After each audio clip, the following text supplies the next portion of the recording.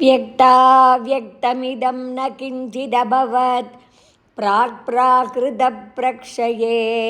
मायायां गुणसाम्यरुद्धविकृतौ त्वय्यागतायां लयम्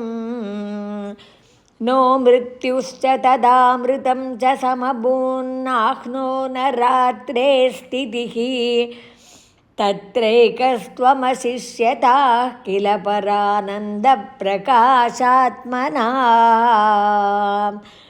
कालः कर्मगुणाश्च जीवनिवहा विश्वं जकार्यं विभो चिल्लीलारतिमेयुषि त्वयि तदा निर्लीनता माययुः तेषां नैव वदन्त्यसत्त्वमयि भो शक्त्यात्मना तिष्ठतां नो चेत् किं गगनप्रसूनसदृशां भूयो भवेत्सम्भवः एवं च द्विपरार्धकालविगता वीक्षांसि सृक्षात्मिकां बिभ्राणे त्वयि चुक्षुभे त्रिभुवनी भावाय माया स्वयं मायातः खलु कालशक्तिरखिला दृष्टं स्वभावोऽपि च प्रादुर्भूय गुणान् विकास्य विदधुस्तस्याः सहायक्रियाम्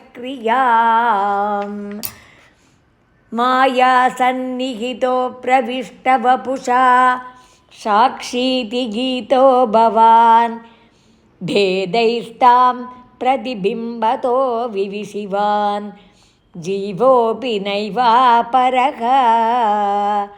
कालादिप्रतिबोधिता भवता संचोदिता च स्वयं माया सा खलु बुद्धितत्त्वमसृजद्योऽसौ महानुच्यते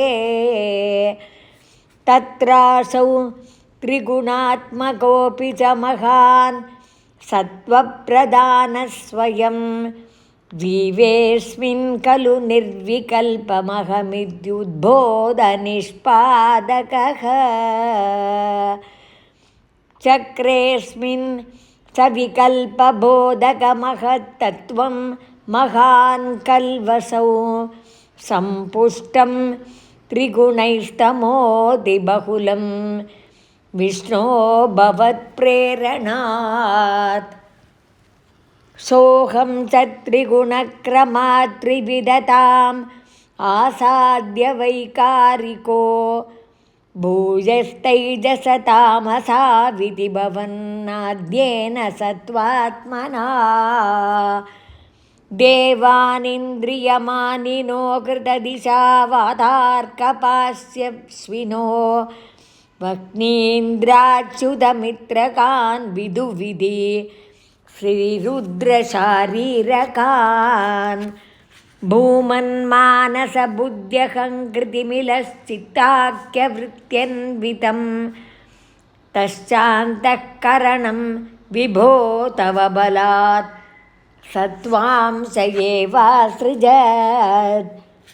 जातस्तैजसतो दशेन्द्रियगणस्तत्तामसांशात् पुनः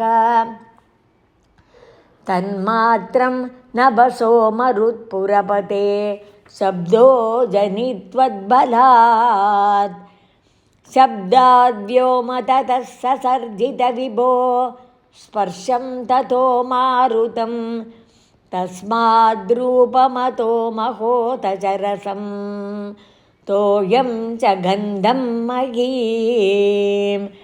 एवं माधवपूर्वपूर्वकलनादादाद्यधर्मान्वितं भूतग्राममिमं त्वमेव भगवन् प्राकाशयस्तामसात् एते भूतगणास्ततेन्द्रियगणा देवाश्च जाताः पृथक् नो शेकुर्भुवनाण्डनिर्मितविधौ देवैरमीभिस्तदा